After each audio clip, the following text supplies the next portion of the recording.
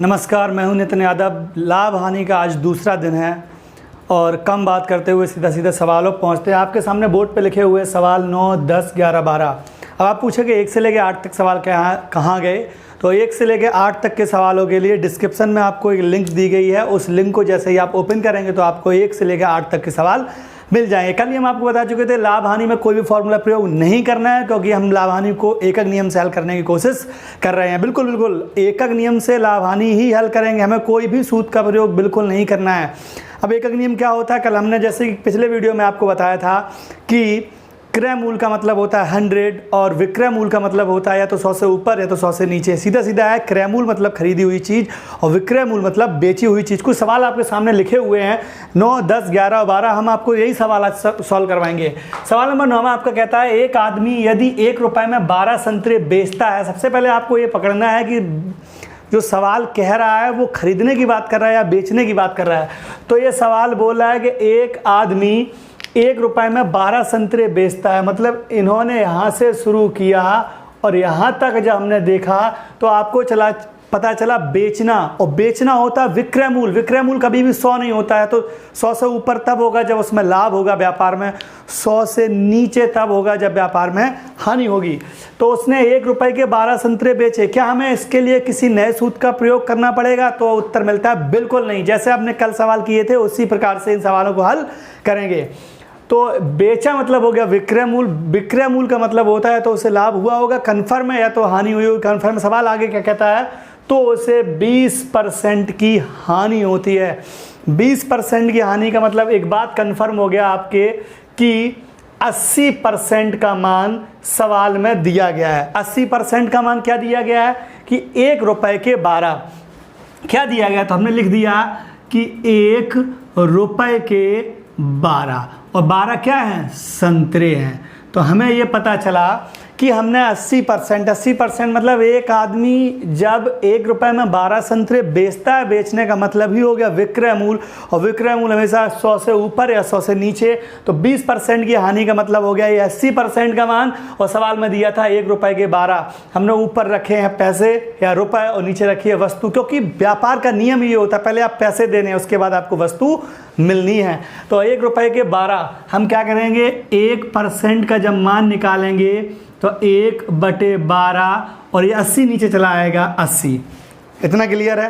अब हम सवाल को आगे पढ़ते हैं। तो बताओ उसने 1 रुपये के कितने संतरे बेचे। फिर से कह रहा है बेचे वही व्यापार करे, तो उसे 20% का लाभ हो जाए। पहले 20% की हानि हुई थी तो हमने 80 कर दिया था, 80 के बाद हमने 1 का मान निकाल लिया। 20% का लाभ मतलब हमें 120 का मान निकालना है, तो 1/12 गुणे 80 गुणे 120।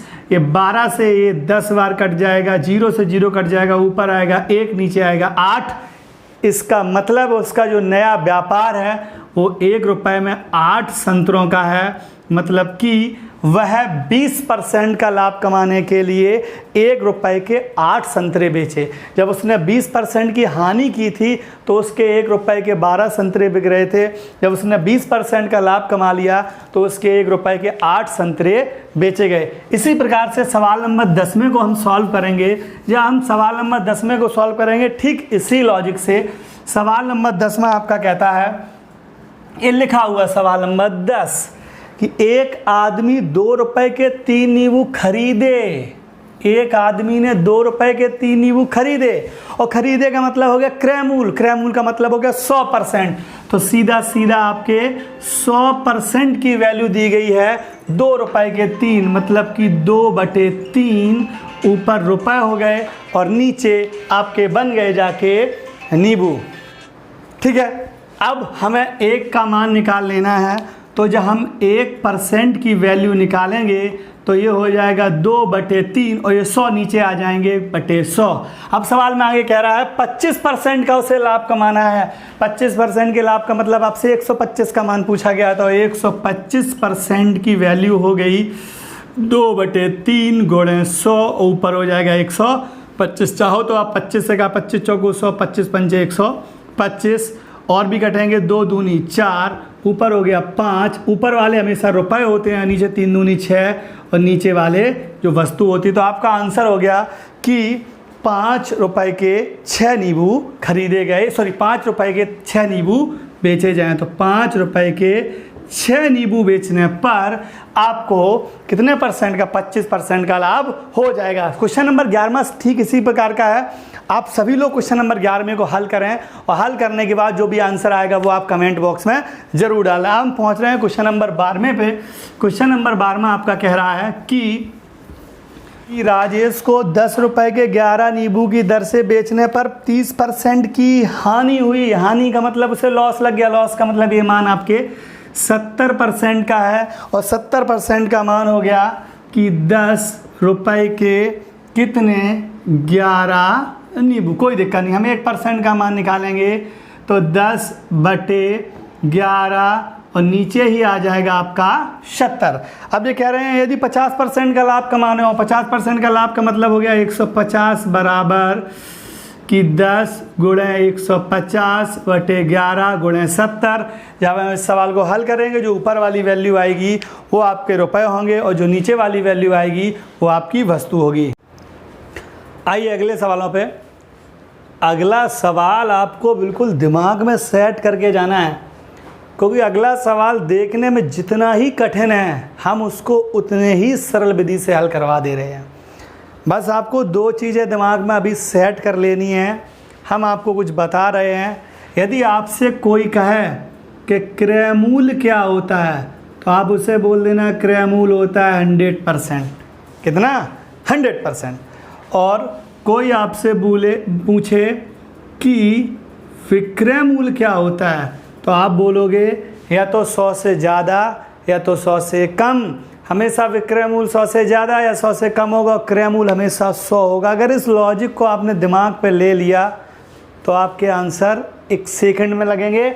ये जो सवाल देखने में जितना बड़ा लग रहा है सवाल उतना ही आसान है। दूसरी बात, यदि किसी प्रश्न का आंसर आपको 104 आया तो इसका मतलब आप समझ जाओ ये 4% का लाभ हो गया। यदि किसी प्रश्न का आंसर आपको 97 आया तो आप समझ जाइए कि आपको 3% की हानि लग गई। मतलब ये तो 100 से ऊपर जितना हो गया वो लाभ और 100 से नीचे हो गया वो हानि। अब सवाल की हमें भाषा पकड़नी है। यदि हमने सवाल की भाषा पकड़ ली तो सवाल कुछ नहीं होते। गणित कहता है गणित की भाषा सीखो, सूत्र खुद ब खुद तैयार हो जाते हैं। तो हम भाषा के आधार पर इस सवाल को हल करेंगे। सवाल आपका बोल रहा है, चलो सवाल नंबर 13वां। सवाल नंबर 13वां कह रहा है कि एक व्यापारी एक वस्तु को 10% के लाभ पर बेचता है। व्यापार में 2 ही चीज़ें होती हैं। व्यापार में होती हैं एक तो क्रय मूल्य और दूसरा होता आपका विक्रय मूल्य। क्रय मूल्य सभी के लिए हमेशा कितना होता है? 100 होता है। विक्रय मूल्य बदलता रहता है। अब विक्रय मूल्य कितना बदला? ये कह रहे हैं एक व्यापारी एक वस्तु को 10% के लाभ पर बेचता है। 10% के लाभ का मतलब हो गया कि विक्रय मूल्य आपका हो गया 110। ध्यान देना, क्रय मूल्य हमेशा 100। क्रय मूल्य कभी भी किसी भी सवाल में चेंज नहीं होता है। चेंज होता है सिर्फ और सिर्फ विक्रय मूल्य। तो हमने 2 चीज़ें निकाल ली कि वस्तु का क्रय मूल्य हो गया 100% और वस्तु का विक्रय मूल्य हो गया 110%। 110 इसलिए क्योंकि उन्होंने कहा है कि 10% का लाभ हुआ है। आगे सुनिए, अब वो बोल रहे हैं यदि वह विक्रय मूल्य को पहले की अपेक्षा दुगना कर दे। किसे दुगना कर दे? विक्रय मूल्य को, क्रय मूल्य को नहीं। सवाल कह रहा है कि यदि वह उसके विक्रय मूल्य को कितना कर दे? दुगना कर दे। जब आप विक्रय मूल्य का दुगना करोगे तो 110 का दुगना हो गया 220। आपका सवाल हल हो गया। तो पूछ रहे हैं उसे कितने प्रतिशत का लाभ हुआ।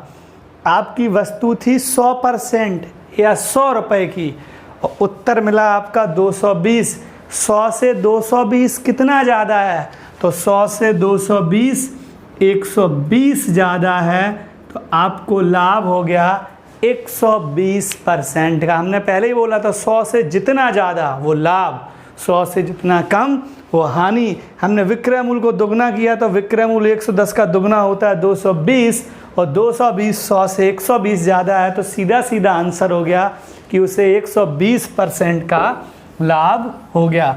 जैसे कि अगले सवाल पे पहुंचते हैं। अब वही फिर से दो ही चीज़ें, किसी भी सवाल के लिए या तो क्रय मूल्य होता है और या तो आपका विक्रय मूल्य होता है। क्रय मूल्य प्रत्येक सवाल के लिए 100% होता है। ये कह रहे हैं एक दुकानदार एक वस्तु को 10% की हानि पर बेचता है। 10% की हानि का मतलब आपका विक्रय मूल्य हो गया 90%, हानि हो गया 90%। अब बोला यदि विक्रय मूल्य पहले की अपेक्षा 4/3 गुना कर दे, अभी दुगना किया था, अब 90 का जब 4/3 गुना करेंगे तो ये कट गए, ये बचा आपका 120%, और 120% 100 से कितना ज़्यादा है, तो 120% 100 से इतना ज़्यादा है 20, आंसर हो गया आपका 20%। अब आपको दो काम करने हैं, एक तो केवल उन छात्रों को चैनल की लिंक सेंड करें जो सही में पढ़ना चाहते हैं, और जो नहीं पढ़ना चाहते उन्हें ये लिंक सेंड करने की कोई आवश्यकता नहीं है। हमें केवल वही छात्र चाहिए जो हमारे ग्रुप से जुड़े रहें और लगातार पढ़ाई करते रहें। आज के लिए हमने आपको 2 टॉपिक क्लियर करवा दिए, मतलब 2 तरीके के प्रश्न। इन प्रश्नों से संबंधित यदि कोई और अन्य प्रश्न आपको कोई बनता है तो हमें ज़रूर भेजें, अगले वीडियो में हम आपको वो सॉल्व करवा देंगे। तब तक के लिए आप चैनल को सब्सक्राइब ज़रूर कर लें जो छात्र जुड़े हुए हैं, और आप यदि आपने सब्सक्राइब कर लिया है तो अपने कोई एक मित्र को भी सब्सक्राइब करने के लिए बोल दें, जिससे हमारे सब्सक्राइबर थोड़े से बढ़ जाएंगे। आज के लिए इतना ही, धन्यवाद।